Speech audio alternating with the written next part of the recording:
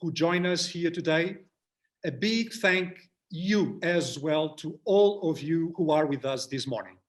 I understand that we are faced with changes to our lineup due to unforeseen last-minute commitments, and therefore, without further ado, it is my pleasure and honor to give the floor to the UN Secretary General, António Guterres, the right man at the right time, at the right place, who has kindly accepted our invitation to deliver opening remarks on global challenges from a UN perspective.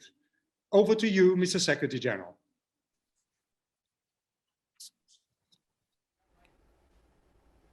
It is a pleasure to be part of this series of outspoken webinars, and I welcome the opportunity to share some thoughts on global challenges from the perspective of the United Nations.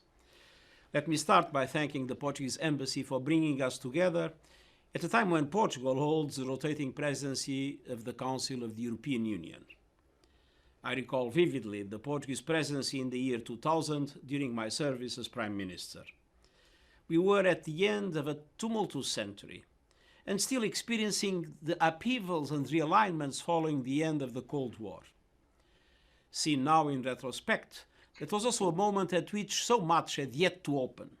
Attacks, conflicts, events, and the emergence of megatrends that continue to shape the current strategic landscape.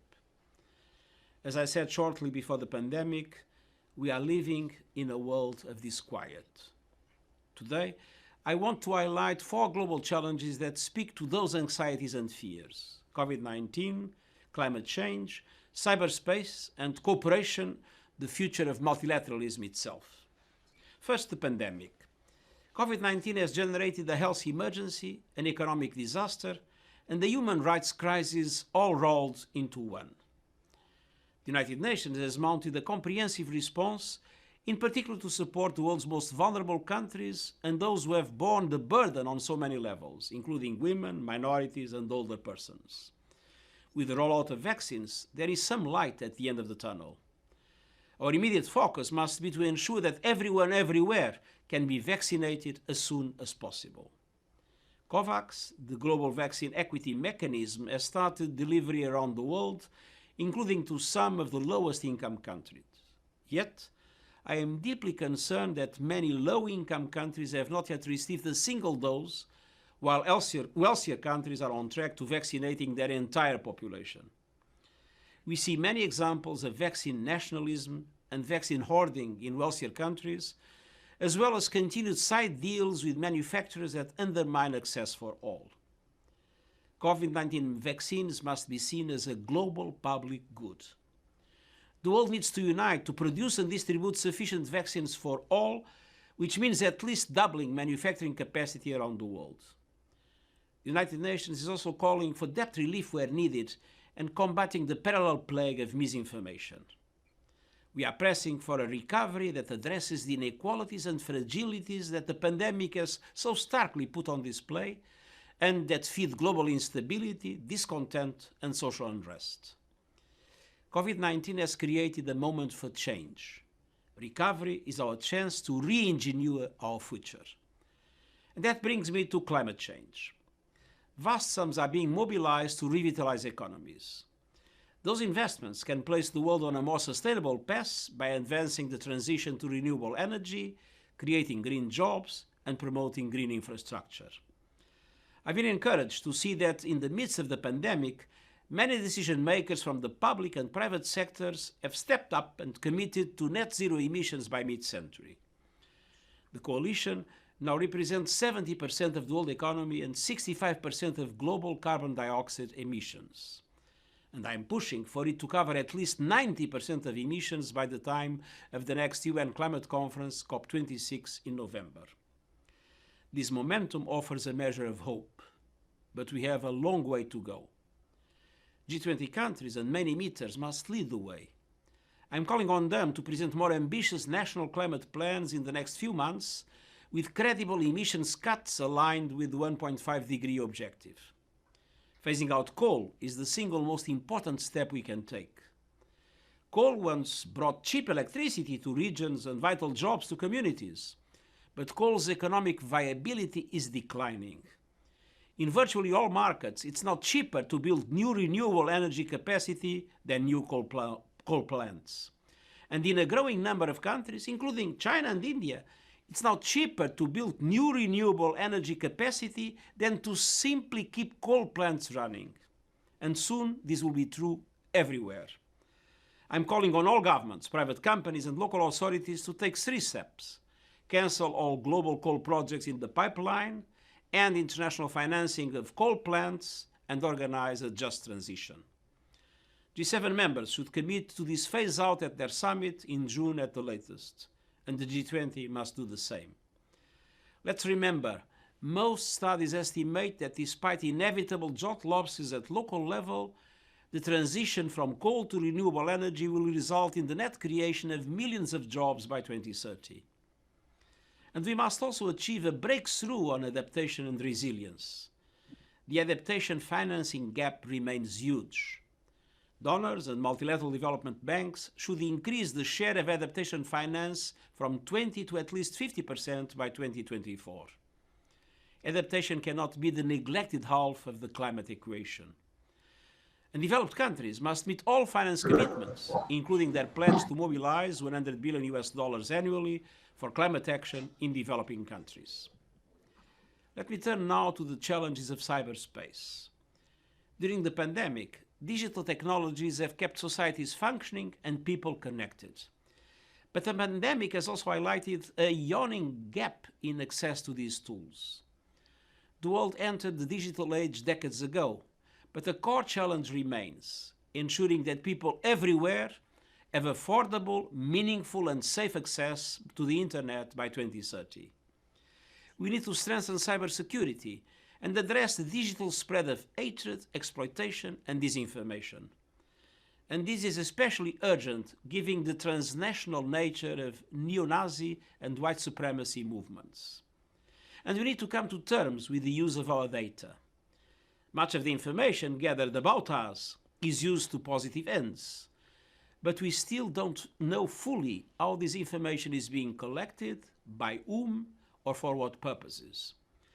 That data is being used commercially for advertising, for marketing, and for beefing up corporate bottom lines. It is being used to manipulate our perceptions and shape our behavior without our ever realizing it. And governments can also exploit that data to control the behavior of their own citizens, violating human rights of individuals or groups.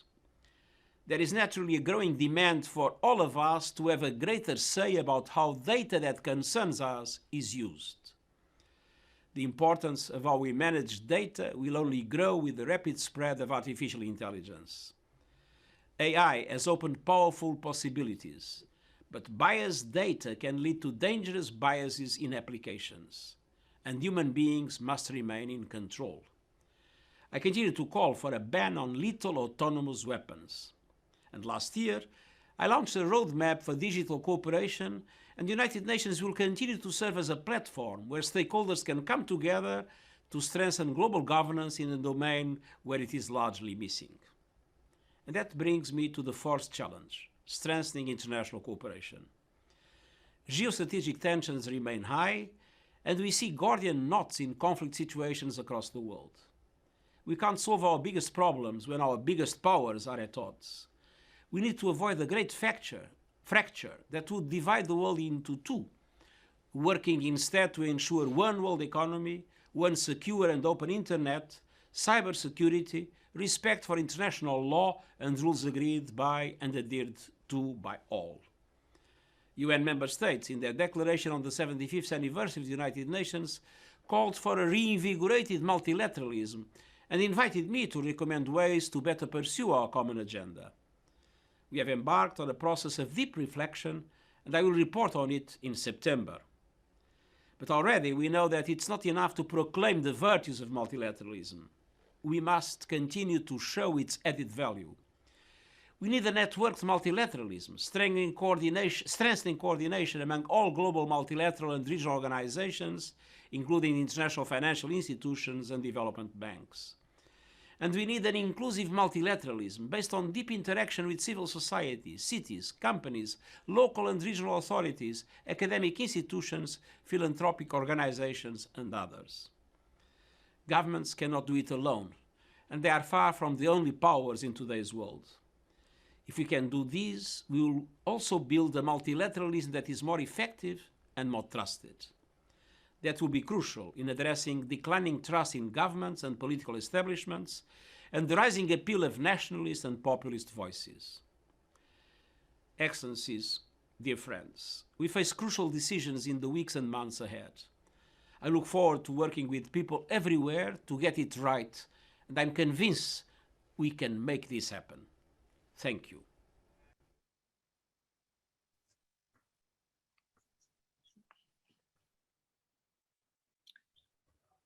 Thank you, Secretary General, for this reminder that cooperation is key to provide global public goods and ensure sustainable development. Yesterday was Dante Alighieri's day, in a year that marks the 700th anniversary of his passing. The sense of urgency that emanates from your presentation reminded me of one of his most famous quotes: "Everywhere is here and everywhere is now." So, as time is of the essence, let me introduce the members of the panel that will help us navigate our conversation. I warmly welcome Ambassador Taranjit Singh Sandhu, Ambassador of India to the United States, Ambassador Stefano Sannino, the Secretary General of the European External Action Service, Dr. Amanda Sloat, who is currently serving as Senior Director for Europe at the National Security Council, Caroline Reichel, Special Assistant to the President and Senior Director for Speech Writing and Special Initiatives, and Dr. Ian Bremmer, Founder and President of the Eurasia Group and GZERO Media. We are also counting on you in the audience to submit questions on the Q&A or chat function below, and we will introduce them into our discussion. My first question is for both of you, Amanda and Stefano. The world has changed dramatically since World War II, when the foundations of the present international order were set. We are faced with a multipolar environment with more and more relevant international players, including non-state actors, a more vocal civil society, a more interconnected and interdependent world than ever, and more challenges of a global nature as the ones identified by the UN Secretary General. Bearing in mind all these factors, what are the main challenges and opportunities that you see in the new international environment, and how best can the EU and the US address them jointly? What elements of this partnership need to be renewed and which need to be reimagined, if any? So the floor is yours, Amanda, first. Well, thank you very much, Ambassador, and greetings to the other panelists as well as to all of you who are tuning in. I apologize that I am going to have to leave this a little bit early for a meeting that I have been called to with President Biden, but I'm delighted that my colleague Carlin is able to step in and continue to speak on behalf of the administration.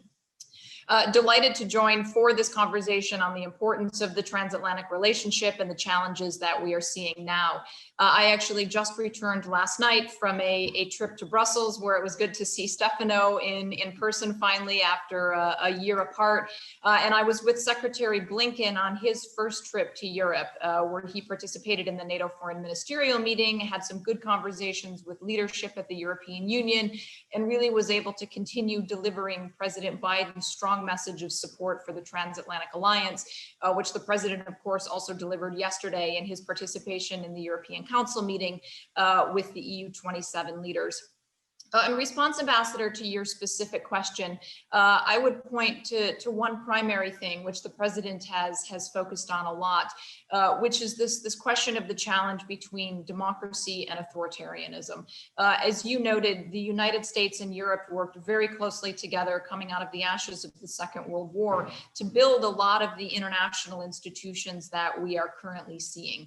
And I think there certainly has been an assumption over the last number of years that these institutions institutions were always going to hold, that the Transatlantic Alliance was going to hold, that democracy was going to win. Certainly it was Francis Fukuyama's very famous thesis in the 1990s of the end of history. And I think we have seen a number of things in the last couple of years that have really called some of those basic premises into question. To start with the Transatlantic Alliance, I think there have been events, quite frankly, over the last couple of years that have called into question on the part of Europeans whether or not this alliance was going to continue. And I think President Biden's very strong and consistent message to Europeans is that he believes in Europe, he values Europe, and his #1 commitment, and certainly my charge as his senior director for Europe at the White House, is to reinforce that strong message of his commitment to the alliances. We have seen this with his strong defense of Article 5 in NATO. He conveyed this very strongly in his message to the EU yesterday. His very firm belief that there is no global challenge that we can be confronting that we are not stronger on in terms of working in partnership with the European Union. That said, there's a recognition that things have changed over the last 4 years, and that there's a lot of rebuilding that needs to be done. And there's also a need to reconfigure and address some weaknesses in some of these international institutions that have become much more apparent over the last couple of years. And I think this is what really brings him back to his central thesis of this generational fight, as he sees it, between democracy and authoritarianism. And this was something he spoke very eloquently about.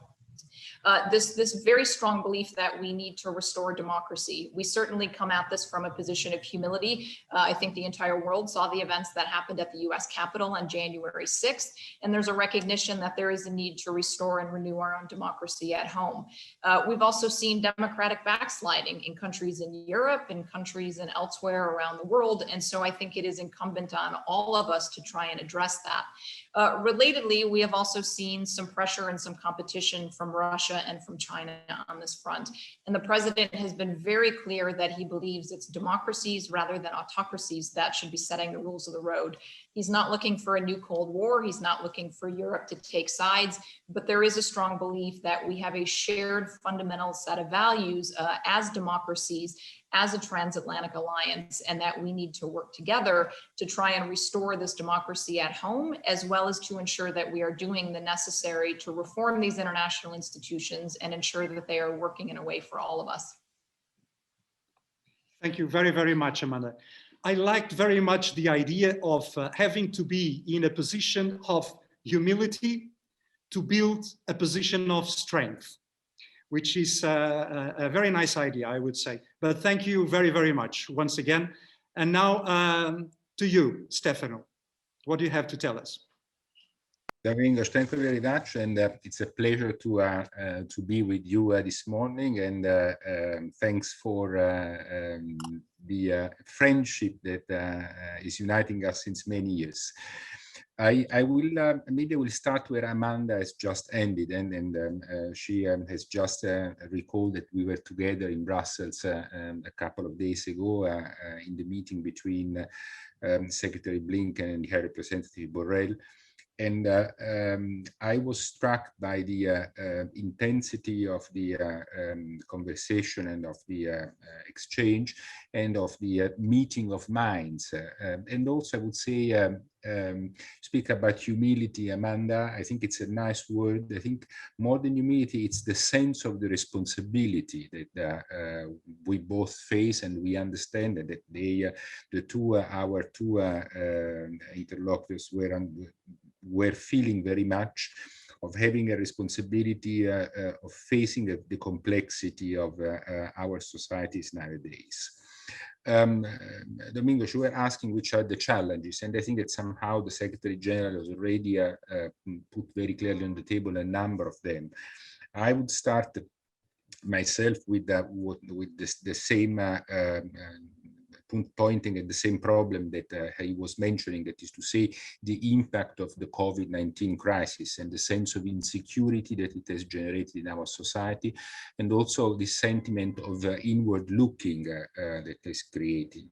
And that comes very much to what Amanda was saying. I mean, I think that the very first challenge that we have is the dichotomy between democracies and autocracies, and somehow which is the most effective system that can solve the crisis that we are facing.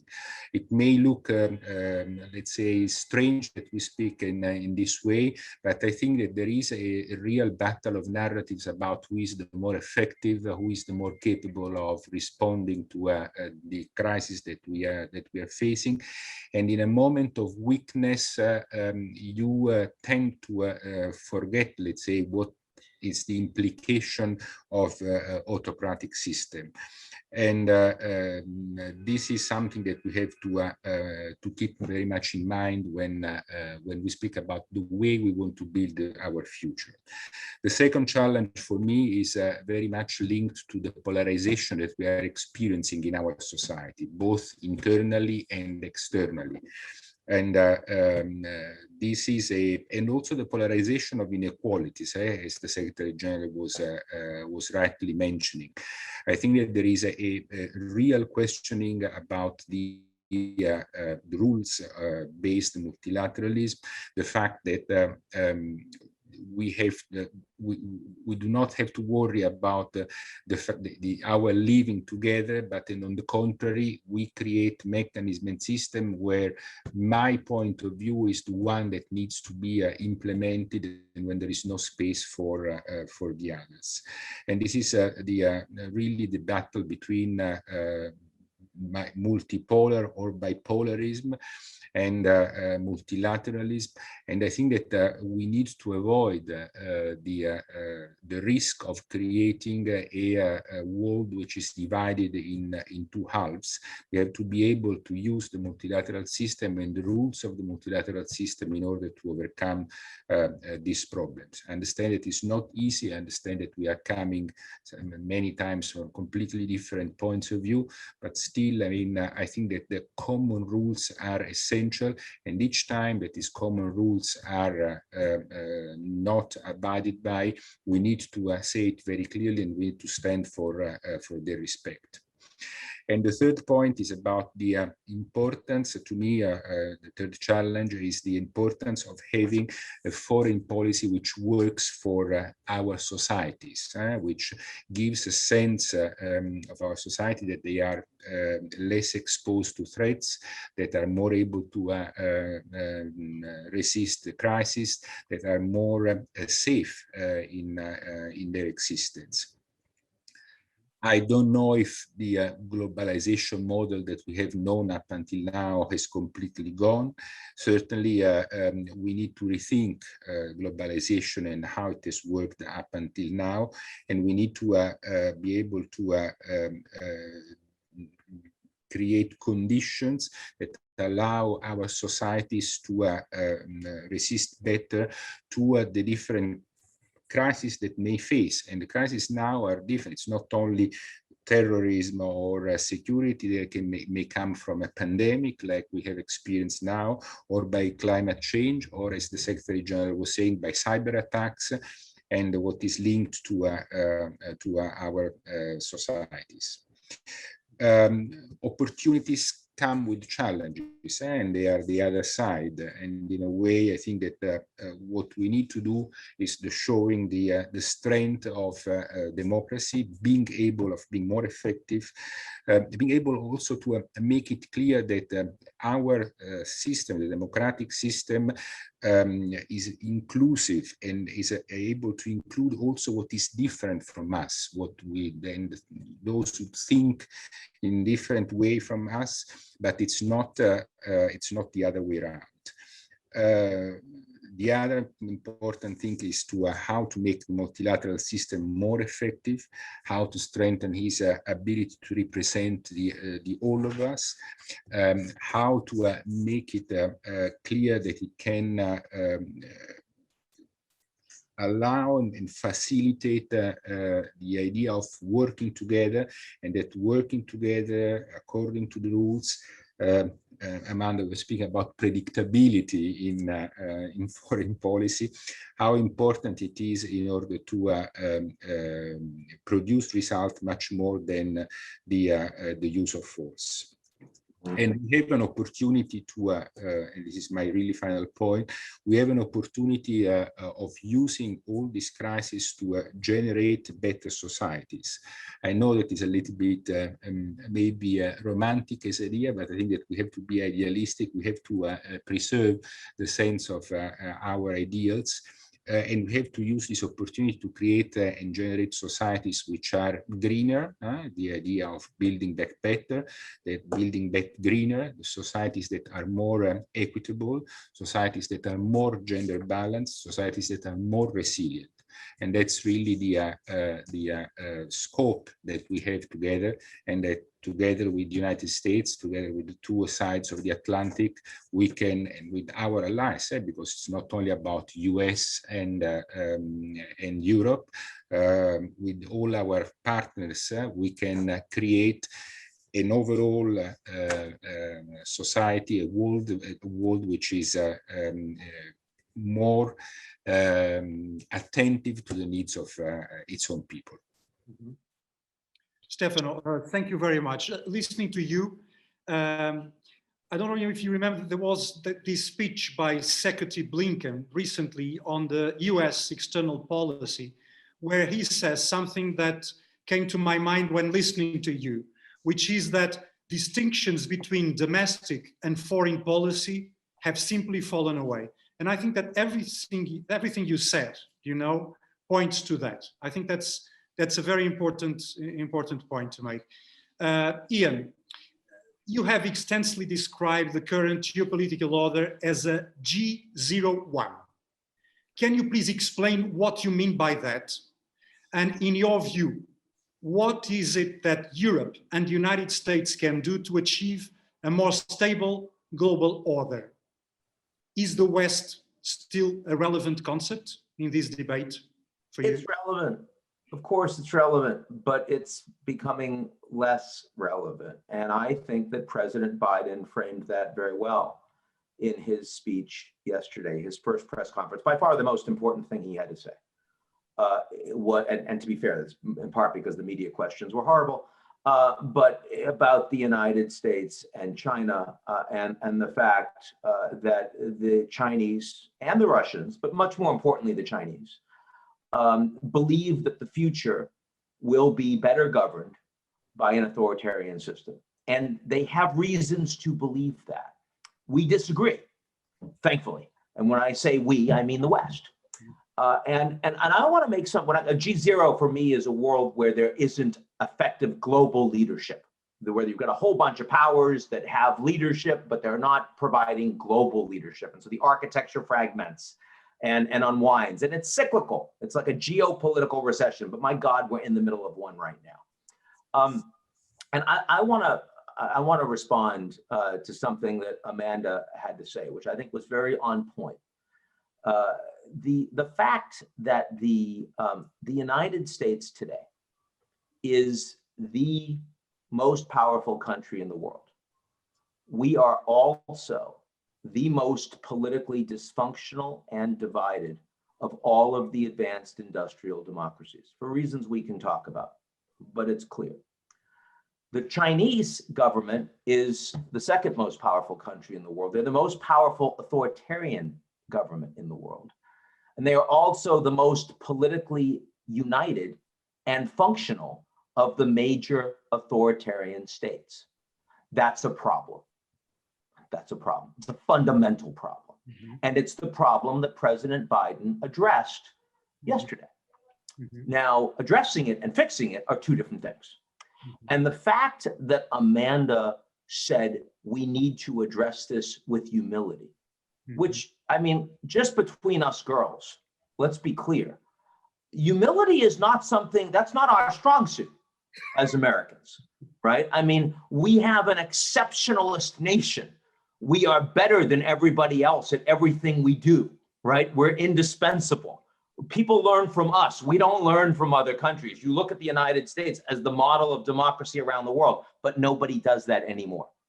I mean, you might say Canada has a model of democracy you want to aspire to, or Japan, or the Nordics, or even Germany. No one would look at the US and say, I wish my democracy worked just like that. You wouldn't say that. Now, given that reality, there are two things that Biden needs to do. Number one, we need allies. We need allies because you can't prove to the rest of the world that you should go with the US instead of China when we're the most dysfunctional and divided political democracy. You can't do it. And you need to focus more at home. You need to get at home right. And by the way, on the latter point, I think Biden's done a fantastic job in his first couple months. He has underpromised and he has over-delivered in terms of vaccine distribution delivery, set up by Operation Warp Speed, but massively expanded under Biden, and with an extraordinary economic response, the biggest economic response of any country in the world, set up bipartisan under Trump and Pelosi, expanded dramatically in a way that will matter for generations under Biden so far, party line vote in the Senate. Now so far, this all sounds pretty good, right?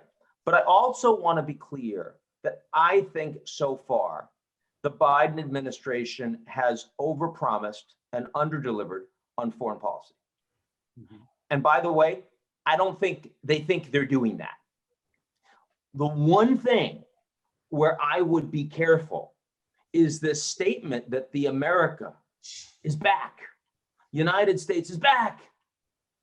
And I know we know it's different from 2016, but let me give you an example. 2016, the United States was promoting the Trans-Pacific Partnership as the most important multilateral trade deal in the world, a really smart piece of policy that we couldn't get done. And by the way, Biden administration, I don't think, is going to re-promote the Trans-Pacific Partnership, not because we think it's stupid. We still think it's smart. We just can't get it done. Meanwhile, you've got the EU and the Chinese doing a new investment deal. You've got the EU and Mercosur doing a new investment deal. You've got RCEP, which is a mile wide and like an inch thick. It's a new trade deal. So, I mean, the Chinese don't want us back. The Russians don't want us back. The Turks don't want us back.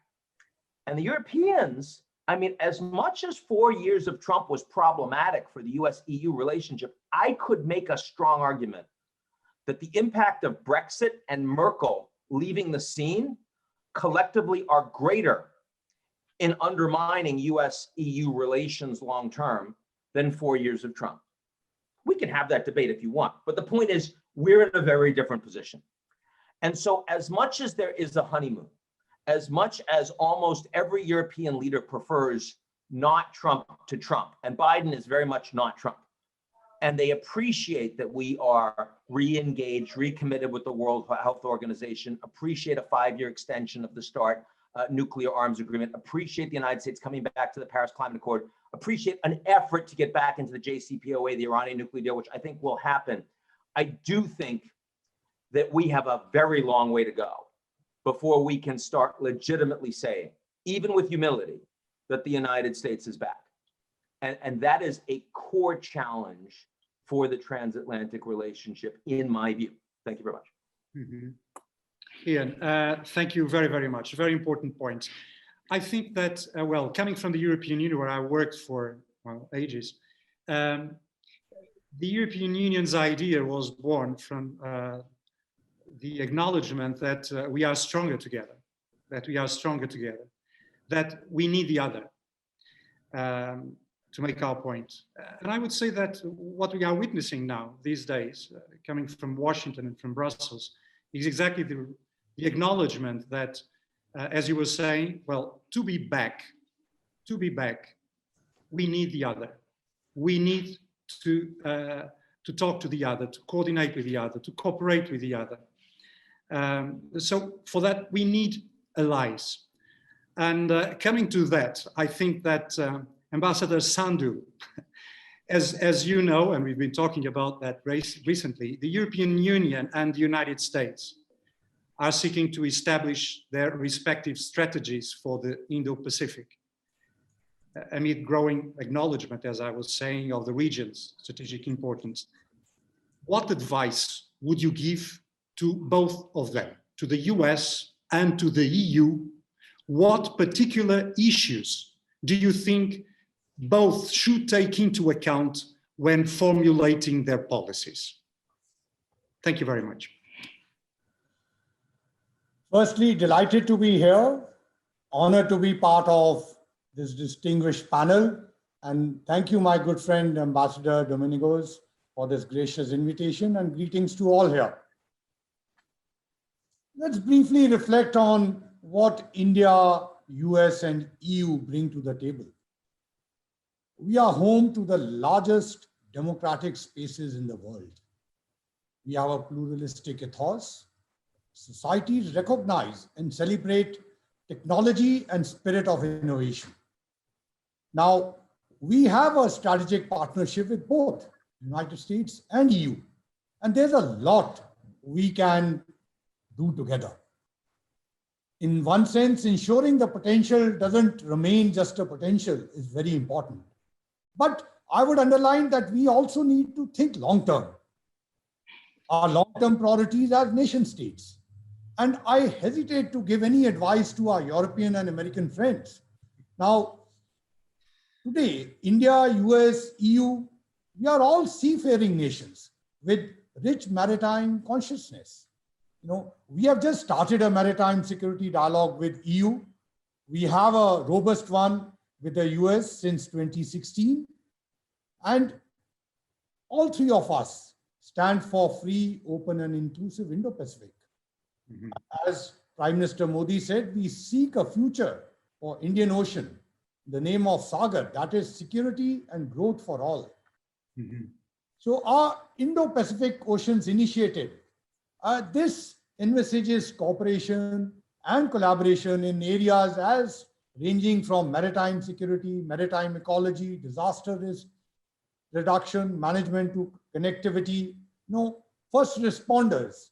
I recall when I was High Commissioner in Sri Lanka, for example, in 2017, within 7 hours of floods in Sri Lanka, Indian Navy was able to reach there along with Sri Lankan Navy, provide assistance to the people. Just giving you one example.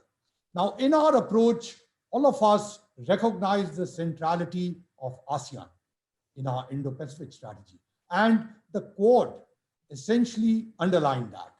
As you saw the recently concluded summit, this was an important milestone. Mm-hmm. It being the first summit, but practical areas were picked up. Mm-hmm. For example, manufacturing and delivery of COVID vaccines, climate change, emerging technologies. As my Prime Minister said, Quad is a force for global good. And we can also add other challenges like counterterrorism, quality infrastructure investment, humanitarian assistance, disaster relief, ultimately promoting a secure, stable, and prosperous Indo-Pacific. Now, I understand that 3 of the EU member states, Germany, France, and Netherlands, they have come out with their own Indo-Pacific strategies. Also, a recent blog written by EU's High Representative that talks of Indo-Pacific policy and India's pivotal role in it. Now, India is ready to work with like-minded partners in the Indo-Pacific, focusing on practical areas of cooperation. And as I've said, promoting security and prosperity in the Indo-Pacific region and beyond. Okay. Ambassador, thank you very, very much. We are getting lots of questions from the audience, and I think it will be important to give our audience the possibility, to have them asked. So I would start with one of them, which I find quite interesting and to the point. Someone says, well, Ambassador Fezes Vital has just quoted Secretary of State Blinken in saying distinctions between domestic and foreign policy have simply fallen away. And so and I would say that this question is, I would say for you, Stefano, and for you, Kerling. And thanks very much for joining us. what are, in your view, the domestic issues we need to address, both in the EU and in the US, in order to achieve a position of strength, as President Biden would have put it, and ensure a credible transatlantic response, namely to the challenges the Secretary General has just outlined.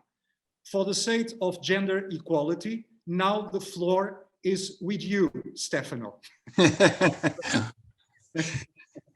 Well, actually, still not balanced, the panel. Thank you, Domingos. I mean, there are, I was saying at the beginning in my remarks, it's foreign policy. When we speak about foreign policy, is no longer just crisis management. Right? So it's by now vaccines has become foreign policy. Artificial intelligence has become foreign policy. Migration has become forein policy. Energy has become foreign policy. Disinformation, gender.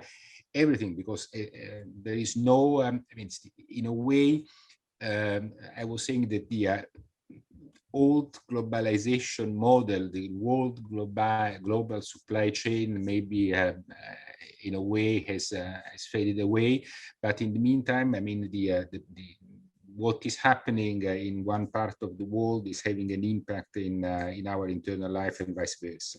So we need to have a much more broader approach to what foreign policy is. And you see that one of the, let's say, the tools that is being used more by, let's say, in terms of malign activity is disinformation or cyber attacks. So it's certainly not the classical or characteristic methods that used to do before. So what we need to do is to create alliances that can help, let's say, facing part of these challenges. And I very much in agreement with also with what the Indian ambassador was saying about the importance of doing it together. I think that separately, there is no single country or no single bloc that is able to face the challenges that we need to face. It is also true that let's say we are becoming all responsible of what we are doing. Ian was mentioning before the fact that in a way the dysfunctionality of the system, the dysfunctionality of the system is also part of the polarization I was mentioning before. And so there is a sense, I think, also of personal responsibility that needs to be included in this process. On our side, now speaking about the EU side, what we have tried to do is to make a sort of assessment about the possible threats that can endanger our societies in the coming years. And on the basis of assessment, we are trying to define sort of doctrine of the things that we need to do in order to be able to answer these threats. And all the issues related to resilience of our societies are very high on our agenda. And I mean, and resilience is not a concept that you can define very clearly, because today we are getting maybe more prepared to face a pandemic, but tomorrow another crisis and it may arise. So we need to, how to say, to create more flexible mechanisms that would allow us to adapt to circumstances. But it's a constant work in progress. It's something that it will never end. And we see that more and more, I mean, even things that used to be elements we were connecting us, like trade, for example, has become a weapon in our relationship. So that's why, I mean, it's important to have this alliances, because that should be based on, let's say, a sense of common purpose. And there too, it's not easy. The political fragility of our system, of our democracies, is such that we need to face also these problems in our own democracies. But again, I think that the bottom line is that in our system, at least in democratic system, there is room for everybody, and that's what should be always kept in mind. Thank you very much. Your take on this, Caroline? Thank you so much, and apologies for jumping in halfway. I know I'm a poor replacement for Amanda, but I will do my best. And while she was in Brussels with Secretary Blinken the other day, I had the privilege of being with the president as he addressed the European Council yesterday. So I know how important these issues are to him as well. And to speak specifically to the point on the distinctions between foreign and domestic policy falling away, that's sort of been a core belief of President Biden back through the campaign and on the candidacy as a clear shift that we needed to make. And he has always said that the basis of his foundation is going to start with something we like to talk about as a foreign policy for the middle class. And a part of what that entails is making sure that we are focusing on making those domestic investments that we need in order to shore up our strength at home, rebuild the basis of our economic foundations, and really ensure, specifically coming out of this economic crisis that was brought on through COVID-19, that we're making sure to build back better. And that was our campaign catchphrase. But more importantly, it really goes to the heart of what we feel are the need for some fundamental changes that will allow us to drive a broad-based, inclusive growth that brings everyone in the United States along. So if any of you were able, the president gave his first press conference yesterday, and he spoke specifically to this question in some degree about how the United States is going to, ensure that we're investing in American workers, and particularly in American science and research and innovation, and the sorts of things that will allow us to continue to be a dynamic and innovative leader, not just building our strength at home and growing our own economy, but then drawing from that basis of strength in order to reach across the Atlantic to work more closely with our alliances on all of the issues that really matter. And then, of course, one of the key sources of strengths that we really want to focus on rebuilding as we do this is, of course, our alliances. That is the fundamental amplifying factor for everything that we want to do. And as Amanda spoke to at the beginning, that is something that President Biden believes to his very core. The entirety of the approach to foreign policy in his mind is that the United States and our partners should together bring this challenge to the fore. So the flip side of that, however, I think that we often need to do a little bit better about sometimes is relating to our own populations all of those specific benefits that our foreign policy brings back to us. So that's the other side of the distinction falling away, right? That we have to, build back better at home, get that strength going, make sure that our people feel strong and confident, and then engage in the world as we go forward and further amplify our strength. But then making sure that we're taking back to our people, the folks here in the United States who live in the Midwest and other parts of the country that aren't necessarily as connected to these kinds of webinars or feeling those transatlantic bonds as closely, making sure that they know just how much stronger the United States is when we make these investments in our alliances and how much benefit is returned to them, specifically by taking on partnerships together and making sure that we're working towards inclusive, sustainable recoveries that bring everybody into the picture together and how that amplifies our strength across the board. So that's my contribution. Going a little bit beyond my role as moderator and speaking as the ambassador of a European Union's member state, we all hope that this big infrastructure package that is about to be approved, that it will be open to the participation of European companies as well. That will be very, very important that we give that sign of the strength of the transatlantic bond as well, in that field as well. Caroline, thanks very, very much for the points you've made. I've just got one question for you, Ian. Dr. Bremmer, do you think that the need to attend to the concerns of domestic audiences broadens or narrows the range for transatlantic cooperation? Should we expect more convergence or more divergence? What do you think? It certainly is a constraint, right? I mean, I brought up the TPP point. There are many Europeans that would like the United States to continue to play a more robust role in terms of our footprint in the Middle East, for example. That is clearly not something that is very aligned with the US foreign policy that is being driven more by domestic concerns. I mean, you know, at the end of the day, America First is horrible branding internationally. But a US foreign policy that is driven by concerns of the middle class is an America First foreign policy. I mean, it's unfortunate that Trump grabbed that because it made it so toxic and polarizing. But the reality is, for American foreign policy to become durable in the service of the planet, it has to be seen as first being in the service of the average American.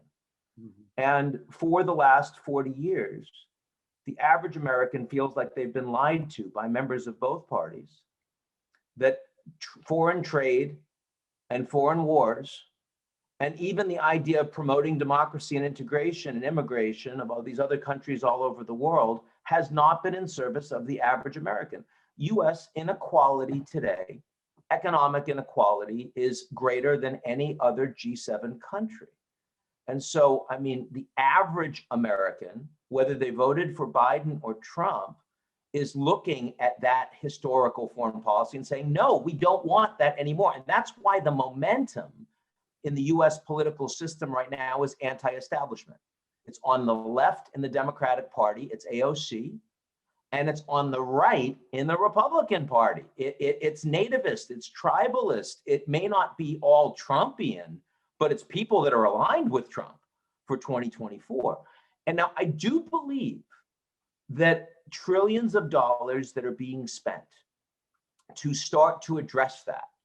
I mean, I think that, you know, free pre-kindergarten schooling is going to make a real difference for working parents across the country. I think investing in broadband in rural areas of the United States is going to make a difference in a generation. These are the things, if you want a foreign policy that works for the middle class, you have to first invest in your middle class. And the middle class in the United States has been hollowed out. So, Mr. Ambassador, you know I like you. And I understand that you want American infrastructure to be spent with European companies too. But one of the first things Biden said is that I've got to have Buy American with teeth.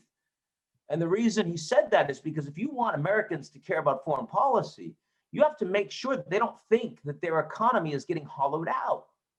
I mean, for the last 50 years, China's become a world-class power on the back of multinational corporations willingly bringing labor to the largest inexpensive productive labor market in the world at the expense of American workers. Now, I'm not suggesting that these policies were bad. I like free trade. But if you're going to ignore the necessary investment in the working and middle class, the redistributions that need to happen, those people are going to get freaking angry. And they are. They're really angry. By the way, they almost voted in Trump a second time. The most incompetent leader of my lifetime, completely mishandling the worst crisis of my lifetime. He almost won. So that tells you that something is very deeply broken inside the United States. And I want to be clear. I understand that the Biden administration is orienting to trying to fix these things. I get it. But I also want to be realistic with you because, you know, fortunately, I don't have a boss, so I can say whatever the hell I want. And when you like say, well, can't we spend some of this money on Europe? No. I mean, there's a reason why we're not exporting any vaccines right now. And, you know, because if Biden had said that he was going to start exporting vaccines before we actually showed that we had a world-class response, he was going to get destroyed inside the United States. And so finally he says, okay, we'll do some AstraZeneca that we don't need, and we'll send it to the Mexicans and the Canadians, and then maybe some Central America and South America, and then maybe we'll do something with Europe. Honestly, he's constrained. He's constrained by decades of completely mismanaging US foreign policy for the benefit of a tiny slice of the American population. And we have, as much as the US needs to have humility internationally, foreign governments, especially when we have a really smart conversation like this, need to be sensitive with just how constrained American leaders are going to be for a long time if we're going to get this right. Ian, thank you very much, and for being that candid. I think that's very helpful. You know, when one tries to, well, think about what lies ahead, we need people to be candid. But at the same time, well, I have to tell you that the expectation in Europe, we have our own middle class, you know, they are also anxious about lots of things. And the only thing that we expect in Europe is to be treated in the United States as we treat the United States in Europe. That's basically what we are expecting. Nothing more, nothing less.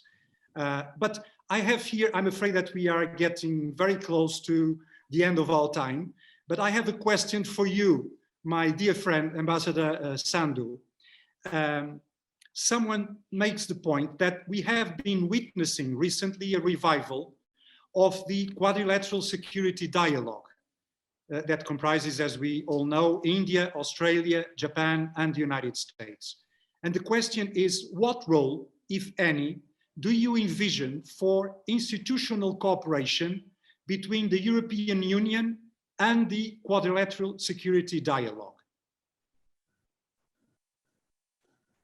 Look, India is ready to work with like-minded partners for peace, progress, prosperity of the region and beyond. And we are already working with several of our partners in different formats. In the Quad framework, we are all united by our democratic values, shared commitment, as I mentioned, to free, open, and inclusive Indo-Pacific. There are several priority areas where India, US, and EU could work together. For example, renewable energy and climate change. You are aware that we are very closely working with France in International Solar Alliance. Then there is connectivity.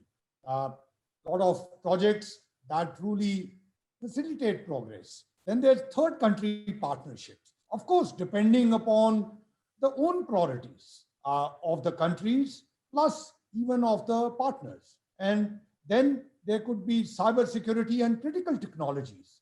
You are aware of the challenges which we are facing. So, of course, I would like to see like-minded countries working together in multilateral arena too.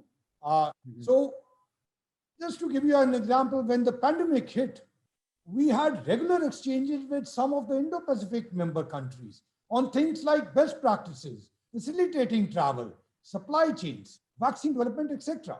So it's all about like-minded partners working together on issues of mutual interest in fighting common challenges. Very good.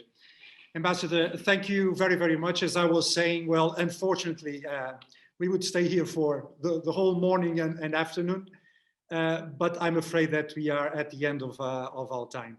You know, the former Secretary of State, Madeleine Albright, in her book, Hell and Other Destinations, writes, and I quote, "When interviewed, I often begin answers by saying it's complicated.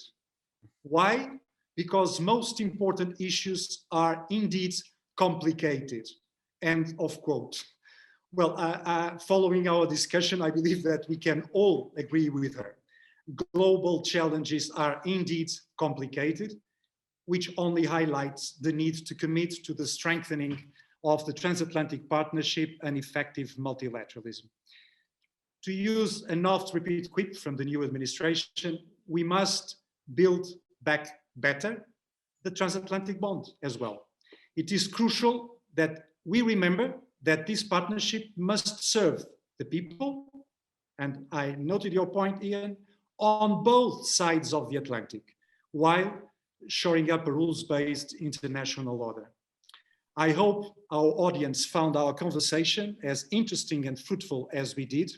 We owe it to our great speakers who took the time to share their insights with us today. And so I thank you all very, very much for your outstanding contributions. Let me remind everyone that this webinar will be recorded and available on YouTube and Facebook, and that our discussion will now be followed by a musical performance by the outstanding Portuguese guitar player and good friend Marta Pereira da Costa, who will bring us traditional fado music with a jazz twist. I want to thank the Camões Institute and the Luso-American Development Foundation for their sponsoring of this concert. And we now follow on to our musical moment. Please stay tuned for a performance by Marta Pereira da Costa. Enjoy and see you next month for our next 4th Outspoken webinar. Thank you very much. Keep safe.